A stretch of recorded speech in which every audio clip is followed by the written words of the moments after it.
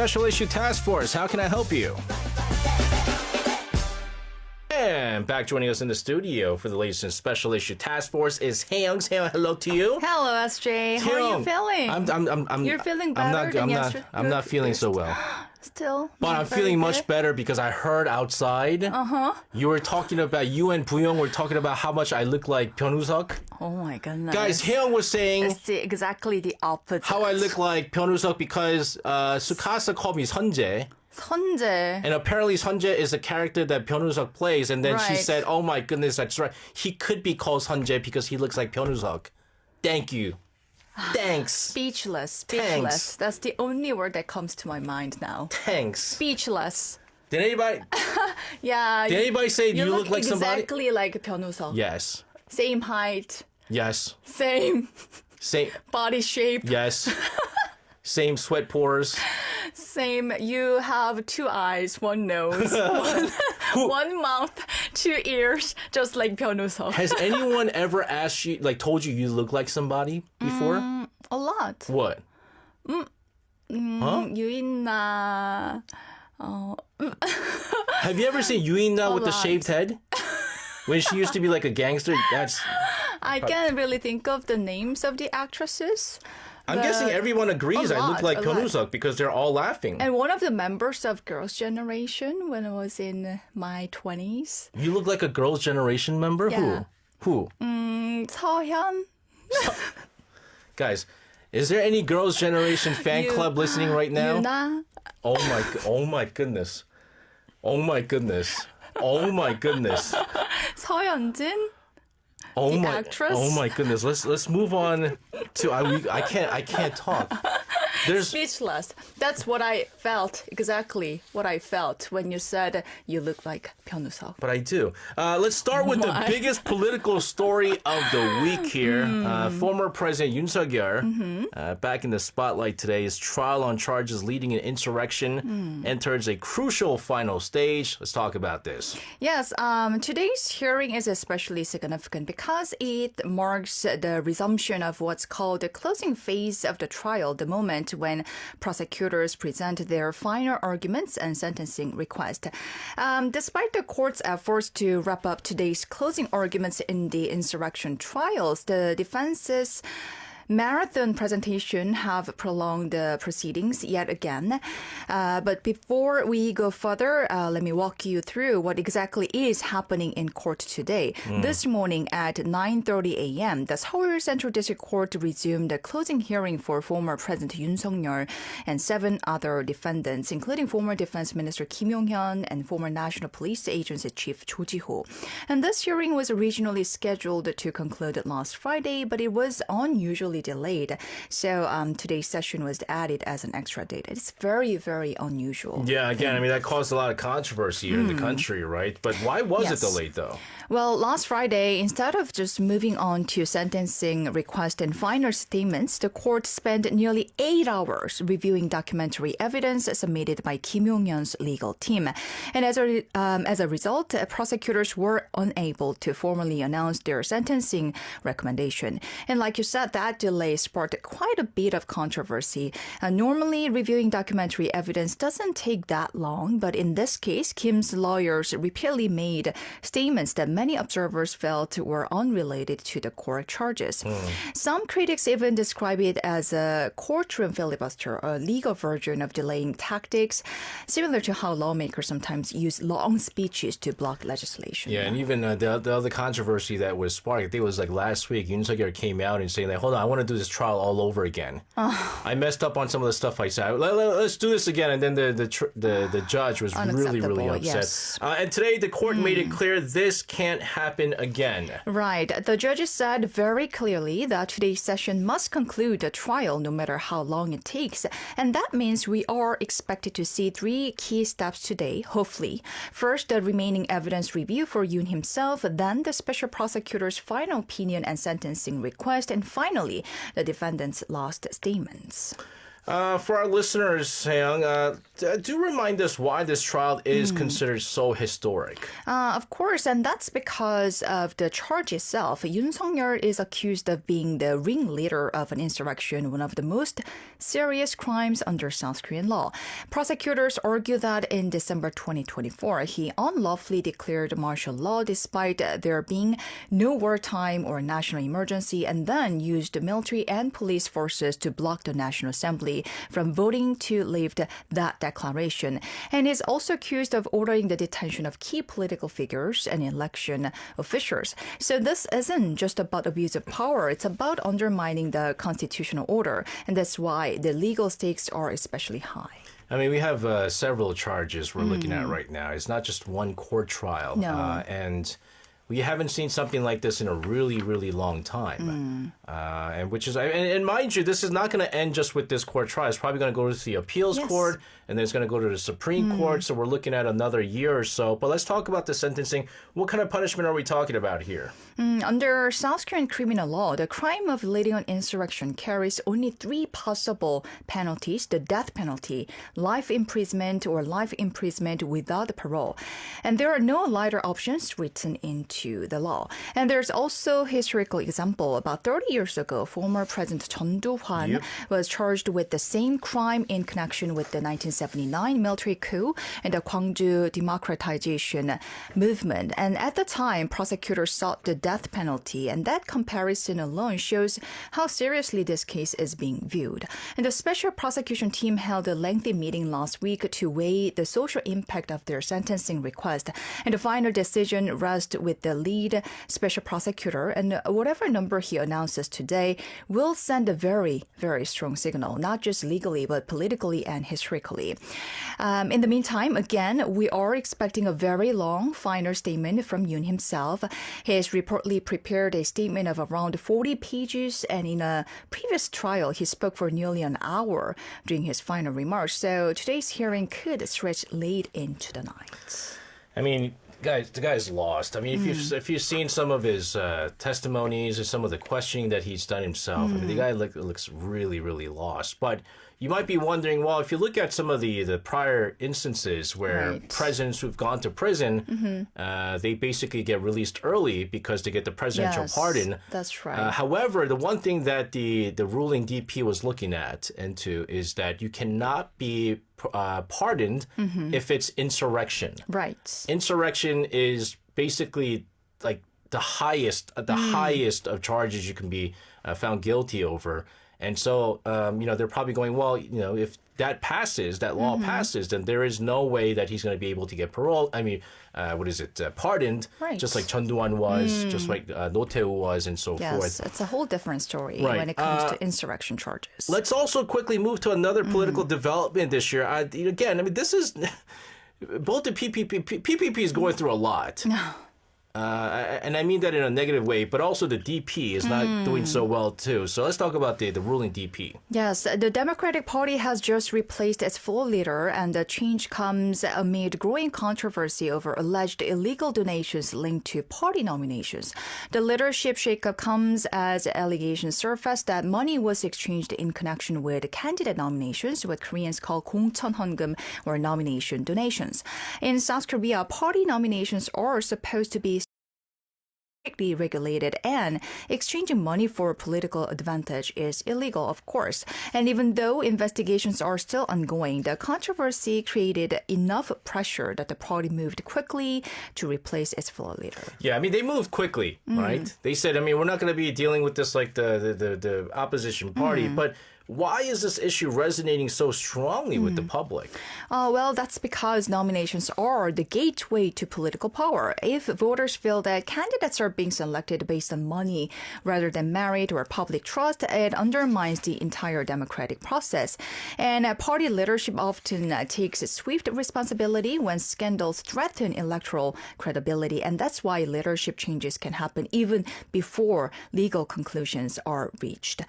Meanwhile, the Democratic party's new floor leader Han Byung-do pledged to push through the crisis with what he called a do-or-die resolve, stressing unity within the party and alignment with the administration and key legislative priorities, including prosecutorial reform.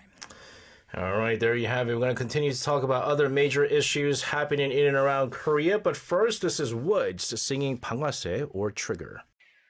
You're talking about like who we look like and stuff. I see Tan. Another member of Girls' Generation. So people used to say, oh, you look like someone. No, Taeyeon. So people used to say when Look how similar. Hold on, time out. Both of them are Korean, Asian, Korean, male. Look so alike. And wearing black shirts. Oh my goodness. Right? Exactly the same. He looks like me. Yes. You know, I don't look like Pyeonwoo. I was born first. To your mom? No, even my mom. Even my mom don't say that. Pyeonwoo. Even my mom don't say that. Or your wife. My wife don't say that Or either. your kids. My kids probably don't say that neither. Noah is going to say, I'm going to marry my daddy. That's illegal. I'm sorry to say. Why is everybody laughing? Girl. I can't see a difference. Look at that. I'm a fan of Pyeonwoo. So I'm very upset right now. You shouldn't be upset. Thank you, Pitty, for making that clear comparison. You are better, says Yang. Thank you. Thanks. Thanks. I appreciate that. Let's move on to diplomacy. President Lee Jae-myung is in Japan today for a Korea-Japan summit. But even before that, he drew attention last week during his visit to China. Let's first talk about this before we get to the Takaichi summit. What's up with your accent? China. Yeah, sure. Last week's China trip already stood out, especially because President Lee Jae-myung held an unusually candid press conference while still on his overseas tour, something we don't often see in Korean diplomacy. Typically, Korean presidents keep their overseas messaging very controlled, but during his trip, President Lee chose to speak directly to reporters, addressing sensitive regional issues and South Korea's diplomatic balancing act in a very open tone. It was widely interpreted as a signal that his administration wants to appear more transparent and more confident in navigating relations among major powers like China, Japan, and the United States. Look, I mean, say what you will about President Lee Jae-myung, right? One thing that he has been doing well that the previous administration couldn't do was diplomacy. Right. I mean, if you grade diplomacy for the Yoon administration, it was borderline failing with all these major issues that are happening. Also having interaction with reporters. Exactly, that's the other thing. So it sets the tone for what we're seeing this week. Yes, it framed this entire week as one focused on pragmatic diplomacy rather than ideology. President Lee arrived earlier today at Kansai International Airport, officially beginning his visit at the invitation of Japanese Prime Minister Sanae Takaichi. President Lee has moved to Nara Prefecture, which is also Prime Minister Takaichi's hometown. And this afternoon, the two leaders held an 88-minute closed-door summit in Nara, followed by a joint press briefing. And President Lee and Prime Minister Takaichi set a notably friendly tone from the very start of their summit in Japan on Tuesday. Prime Minister Takaichi personally came out to greet President Lee and the First Lady at their hotel in Nara, a move seen as an upgrade in protocol. And during their talks, President Lee said South Korea and Japan are now entering a new 60 years of relations, marking 6 decades since the normalization of diplomatic ties. And he acknowledged the painful history between the two countries, but stressed that cooperation has helped both nations grow and is now more important than ever amid a complex global environment. And Prime Minister Takaichi echoed that view, saying she hopes to elevate bilateral ties to a higher level this year, starting with President Lee's visit. And this is President Lee's 5th summit since taking office and the second with Prime Minister Takaichi since she assumed office following the resignation of former Prime Minister Shigeru Ishiba. And the leaders reaffirmed close coordination on North Korea, regional and global security, and trilateral cooperation with the United States. In addition, they agreed to deepen cooperation in economic security, science and technology, including AI AI, combat transnational crime, and expand youth and people-to-people exchanges as cross-border travel continues to grow.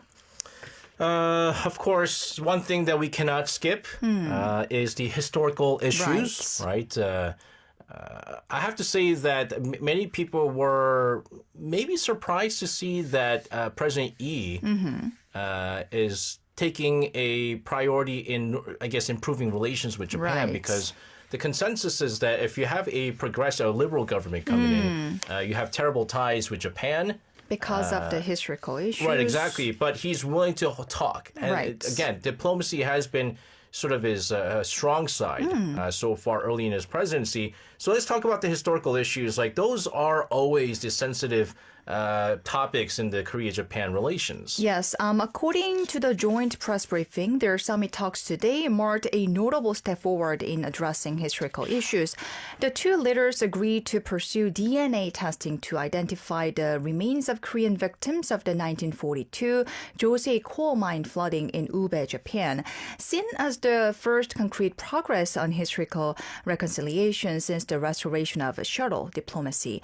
And President Lee called it a small but meaningful advance while stressing that the meeting should serve as a starting point for shaping the next 60 years of bilateral relations.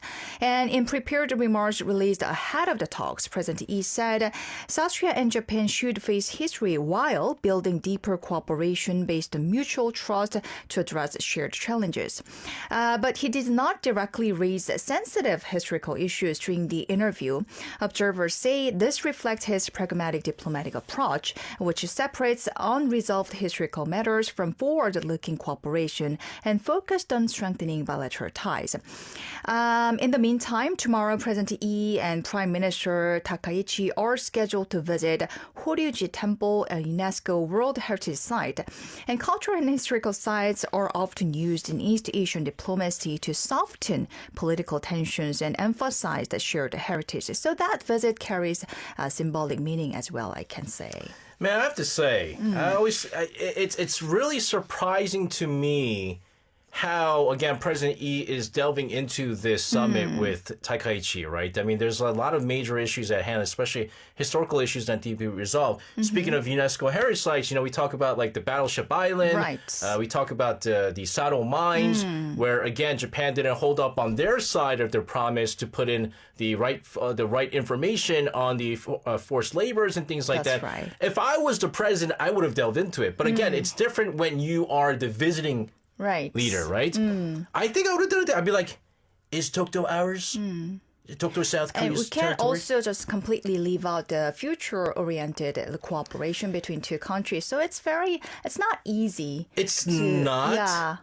But like, the problem is always like when things seem to be improving, they come out going, well, Tokyo's ours, right? They go like, what? Takashima is ours. They'll talk about how that's their territory, or they'll make certain references about forced labor, forced sexual slavery, and all that stuff, which undoes all the things that have been built. So that's what I'm a little bit scared about, right? But it's just the beginning, so we'll have to see how President Lee Jae-myung will deal with that kind of historical issues in the future. You're right. He's not 1 year into his presidency yet, and he has 4 more years. And I think this is going to be the big thing. If he can actually improve Korea-Japan ties under a liberal administration, I mean, that's major stuff and here. Before we wrap up, I just want to touch upon the tensions between China and Japan as well. Amid tensions rising between China and Japan, especially over export controls on rare earth materials, both leaders, Lee Jae-myung and Takaichi, are also expected to have exchanged views on regional supply chains. But since President Lee Jae-myung took neutral stance so far regarding China-Japan conflict, for example, he shared that he told Chinese President Xi Jinping that Japan is just as important partner as China, and added that tensions between Beijing and Tokyo are not an issue South Korea should be deeply involved in or directly intervene in. South Korea is not expected to actively mediate the tensions between the two countries. Yeah. Anyways, speaking of the Lee Takaichi summit, this is a song that's a collaboration between a Korean artist and a Japanese artist. Cool. This is Zico and Lila's with Duet. Man, I was telling Hae-young that there's this YouTuber. I think his name is Brian or something like that. Or not a YouTuber. I think SJ is way better than him. He's made so much money. He's from China. He's from China. And he's basically made so much money just imitating Trump. I should have done that. You're better, SJ. No, but he's good though. Yeah? I'm not as good. He's like, I think he's so much better than I am. He's good. Brian, go check it out. He's good. He's very good. Fantastic. But you're practicing every day. I do. On air. I do. Terrible stuff. We're going to end today's show with some uplifting news. I guess it was almost expected. Everyone knew that this was going to happen. I have watched this. No. Huge fan? I'm a huge fan. I've watched this movie like 123 times. Oh, you love this movie that much? No, my kids just watch it so much. It's wild. But yes, we have to talk about K-pop Demon Hunters and what they were able to accomplish at the Golden Globes. Yes, at this year's Golden Globe Awards, the Netflix animated film K-pop Demon Hunters made history, winning 2 major awards, Best Animated Film and Best Original Song. And the awards were announced on Sunday in Los Angeles, and K-pop Demon Hunters beat some incredibly strong contenders, including Zootopia 2 and Japan's blockbuster anime Demon Slayer Infinity Castle. And what made the moment even more special was who went up on stage. Director Maggie Kang, a Korean-Canadian filmmaker, accepted the animation award and thanked those who believed that a film deeply rooted in Korean culture could resonate with a global audience. And for Best Original Song, the spotlight turned to Gonna Be Golden. I was a ghost. 어도진. I've heard it so much, but I have not memorized it, Jenga. Does SJ have the song memorized yet? No, I have not memorized it yet. Can you sing a little bit, Golden? Golden? Yeah. Do I have the lyrics? No, don't check the lyrics. I have to have the Golden lyrics. I can't memorize it. Still? I was a ghost. I was alone. I don't know. Do you know how to sing this?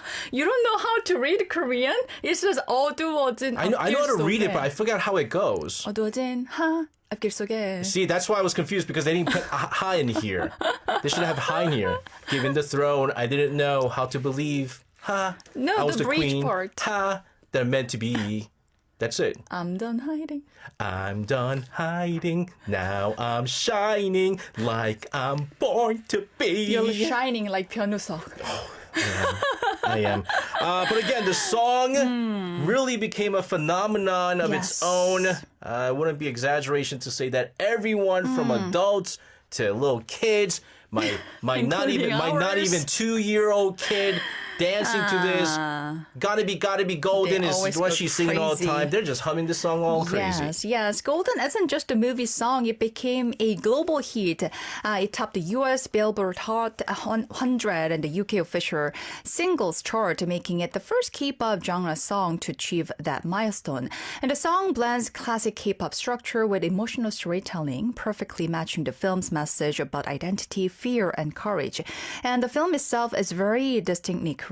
I guess all of you already know, but the story follows a K-pop girl group who secretly hunt demons. But what really stands out are the details like instant ramen, kimbap, public bathhouses, traditional medicine clinics, haniwon, and even Korean shamanism and folklore like Grim Reapers, 저승사자, tigers, and magpies inspired by Joseon-era folk paintings. And for global audiences, these weren't explained away or diluted. They were simply presented as part of everyday life, and that confidence made all the difference. All right, so say what you will with K-pop Demon Hunters and how sick I am of watching it, but it did do wonders in spreading a lot of Korean culture. Right. Like, I know you guys already know about the ramyeon and the snacks and stuff like that, but like, the bathhouses, the herbal medicines, hanyak, right, and what else? Those ajumas that are wearing those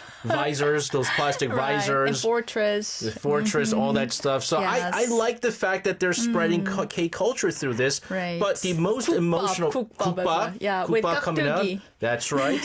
But the most emotional moment of the night came from the song's singer and co-writer.